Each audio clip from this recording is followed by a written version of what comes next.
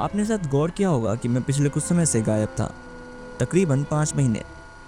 आज की इस दुनिया में 5 महीने की चुप्पी एक एटर्निटी जैसी लग सकती है। ऐसा लगता है कि अरसे बीत गई, क्योंकि एल्गोरिदम आप में रुचि खो देते हैं, ऑडियंस कहीं और चले जाते हैं, और आप भी सोचने लगते हैं कि तेज रफ्तार से चलती हुई इस डिजिटल दुनिया में आपका जगह कहाँ है। इन सब चीजों के बावजूद वो चुप्पी जरूरी थी। तो मैं कहाँ था? देखिए, इस सवाल का जवाब तो अभी मैं आपको नहीं दे सकता, और शायद देना भी नहीं चाहिए। बस इतना कहूंगा कि मैं बदल चुका हूं, या यूं कहूं तो मुझ में कई बदलाव आए हैं। मेरी आइडियोलॉजी चेंज हो गई है, मेरा सोचने का तरीका, लाइफ के लिए मेरा पर्सपेक्टिव, किसी परिस्थिति को देखने का नजरिया, बहुत कुछ बदल चुका है। वेट, शुरू से शुरू करते हैं। बात 28 नवंबर 2024 की है। मैंने अपना लास्ट वीडियो पब्लिक किया। वीडियो पब्लिक करने के बाद मैं बैठा नहीं रहा, मैंने नेक्स्ट वीडियो के लिए रिसर्च करना शुरू कर दिया था। रिसर्च करते करते कुछ घंटे बीत गए थे, और आई 29 की रात। लगभग 9:30 बज रहे होंगे। And I went somewhere. I heard something. I felt something. Something that I have never felt. And एक वो रात थी और एक आज की रात है। मैं हर रात उस बारे में सोच रहा हूँ, एंड लाइफ टाइम सोचने वाला हूँ। पता नहीं मैं ये सब डॉक्यूमेंट क्यों कर रहा हूँ, पर आई थिंक करना चाहिए। हाँ, करना चाहिए।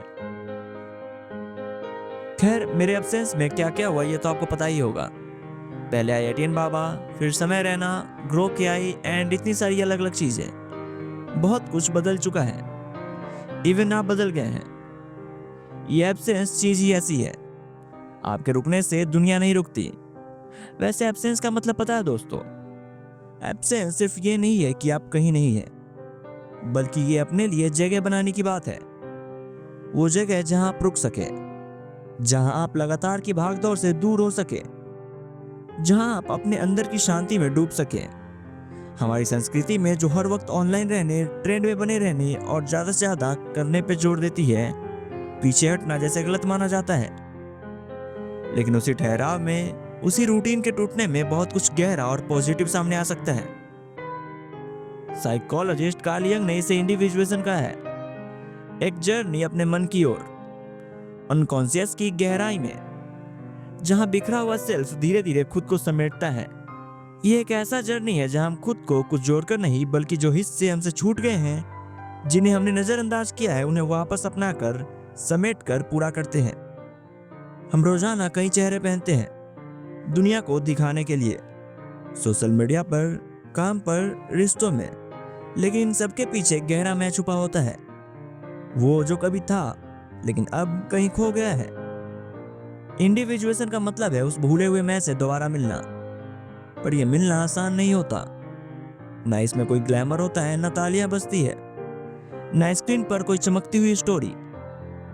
कई बार यह जर्नी बहुत ब्लरी होता है, कोई रास्ता साफ नहीं होता, बस भीतर एक हल्का सा खिंचाव महसूस होता है, एक ग्रेविटी कि कुछ बदलना चाहिए, कुछ फिर से करना चाहिए।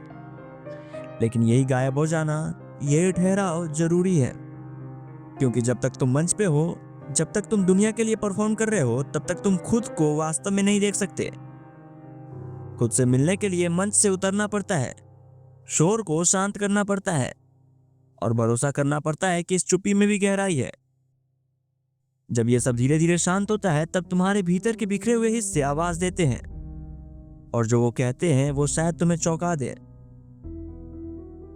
हम सोचते हैं कि लगातार चलते रहना ही तरक्की है, ज्यादा काम करना ही जीवन का मतलब है। लेकिन शायद असली बदलाव तब होते हैं जब हम स्क्रीन से हट जाते हैं, जब हम अकेले होते हैं। हम एक ऐसी दुनिया में जीते हैं जहां जो दिखता है वही सच माना जाता है। अगर कुछ सोशल मीडिया पर शेयर नहीं किया तो जैसे वो हुआ ही नहीं। लेकिन हमारे अंदर के कुछ हिस्से हमारे सबसे गहरे बदलाव दुनिया के सामने आने से मना कर देते हैं। उन्हें एकांत, धीमेपन और शांति चाहिए। और यह बात सिर्फ मेरे लिए नहीं है, शायद आप भी महसूस करते हो। कभी कभी सब कुछ छोड़कर गायब हो जाने का मन करता है ना?